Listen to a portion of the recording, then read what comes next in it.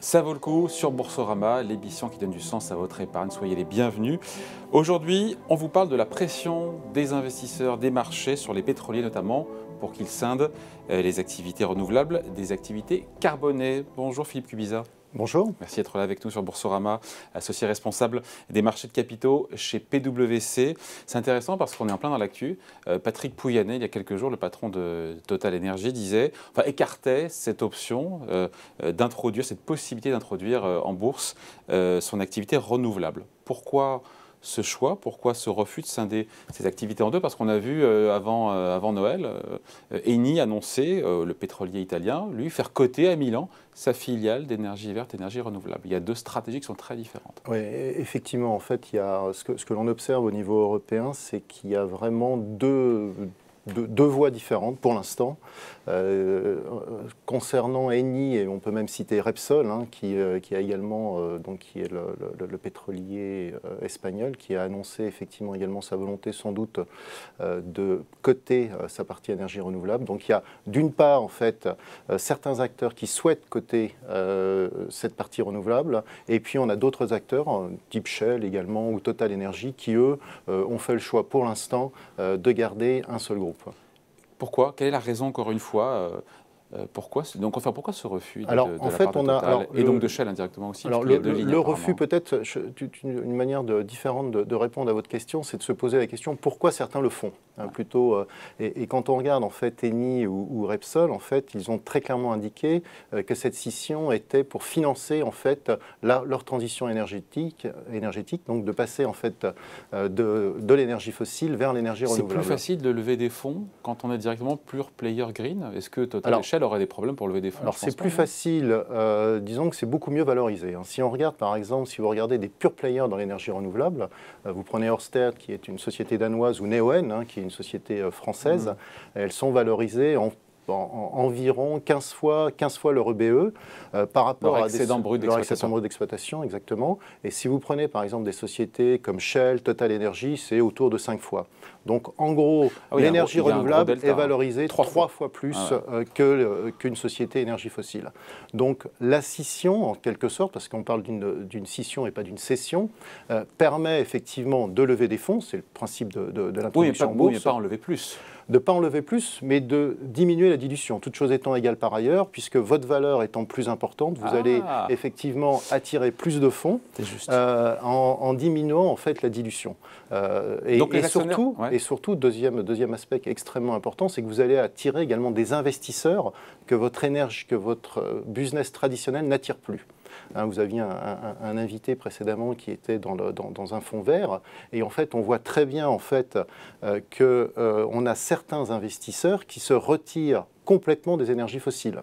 Et donc scinder en fait ces activités permet également d'attirer des investisseurs ou même de conserver des investisseurs d'une manière indirecte dans son portefeuille. L'intérêt donc il est surtout à vous écouter, Philippe Cubiza, pour les actionnaires, parce que comme je tire la pelote, mais comme le renouvelable est mieux valorisé en bourse, ratio sans aucune commune mesure, on a dit 3 fois plus, ça permet d'augmenter au passage, mieux valoriser la fille, ça permet de mieux valoriser la mère, c'est ça le calcul? En fait, le calcul, c'est le 1 plus 1 égale 3. Si je vais m'expliquer, c'est quand la somme des parties est supérieure à la somme du tout. C'est-à-dire qu'actuellement, lorsque l'énergie fossile est noyée, en fait, lorsqu'il n'y a pas la scission, le tout est valorisé environ 5 fois l'excédent brut d'exploitation.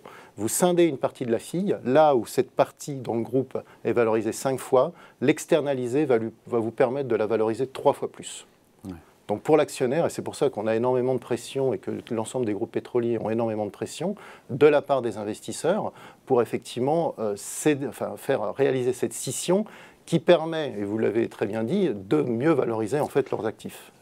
Et la maison mère qui garde le contrôle sur sa filiale. Exactement. Encore une fois. Ça c'est extrêmement important. C'est qu'on parle de scission et pas de cession. C'est que l'objectif de l'ensemble de ces groupes, c'est bien entendu de garder le contrôle de ces parties énergie renouvelable. Si ça accroît la valeur, Philippe Cubiza, et pourquoi Patrick Pouyanné pour Total Energy et Shell ne vont pas dans cette direction? Parce que mathématiquement, c'est gagnant pour l'actionnaire. C'est gagnant pour l'actionnaire. Après, une scission est compliquée à gérer d'une manière industrielle, d'une manière opérationnelle. Donc le coût d'une scission est également, ça a un coût. Et puis, deuxième point, c'est réaliser la scission permet d'externaliser en fait votre degré d'avancement dans ce passage à l'énergie renouvelable, puisqu'en fait vous allez externaliser. Et donc, alors je ne vais pas commenter ce qu'a dit M. Pouyanné dans le cadre de Total Énergie. Mais c'est comprendre ce refus, comprendre pourquoi est-ce que la porte est fermée. Et alors, chez Shell aussi d'ailleurs, vous écoutez. Hein, alors, Shell, la porte est fermée pour l'instant. Maintenant, je n'ai pas d'insight particulier, mais c'est vrai que pour l'instant, en fait, ces groupes pensent qu'elles développeront mieux et plus facilement en fait, leur énergie renouvelable lorsque cette énergie renouvelable est dans le groupe dans sa totalité. D'autres groupes ont une approche différente. Après, l'avenir nous dira effectivement quelle est la bonne. Maintenant, si on regarde un petit peu historiquement, en 2011, donc on fait un petit peu d'histoire, mais EDF avait également sorti de sa cote EDF Énergie Nouvelle lors de la création. En sortant de la cote. Donc c'est le mécanisme inverse. Ils avaient fait un phénomène, un phénomène inverse. Et alors tout ça pour dire quoi? Tout ça pour dire qu'effectivement, en fait, rien n'est figé. Ah oui, voilà, c'était pour illustrer que voilà quelques années, en fait, on était plutôt dans une scission et dans un regroupement. Actuellement, on a une pression des investisseurs pour essentiellement une question de valorisation de scission.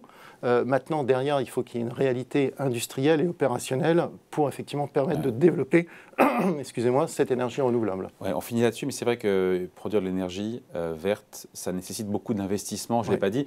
Et c'est vrai qu'il y a moins de dilution quand on est mieux valorisé, mais il faut lever des fonds. Exactement. Donc je pense que cette volonté de scission également dépend également de la situation des entreprises à l'instant T. C'est-à-dire que plus une entreprise a de cash et plus elle a les moyens en fait, de financer sa transition énergétique seule, elle n'a pas d'intérêt immédiat à réaliser cette scission.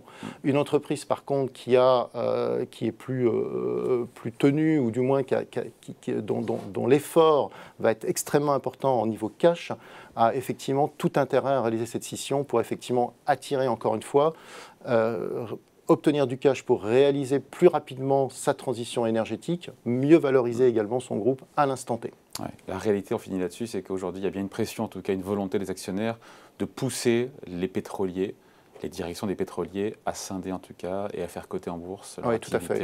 Et je pense que ça va durer en fait. Bon, le débat n'est pas encore tranché. Le débat n'est pas encore tranché, voilà. Allez, merci beaucoup. Explication signée Philippe Cubiza, associé responsable des marchés de capitaux chez PwC. Merci. Merci beaucoup. Ça vaut le coup, revient la semaine prochaine sur Boursorama.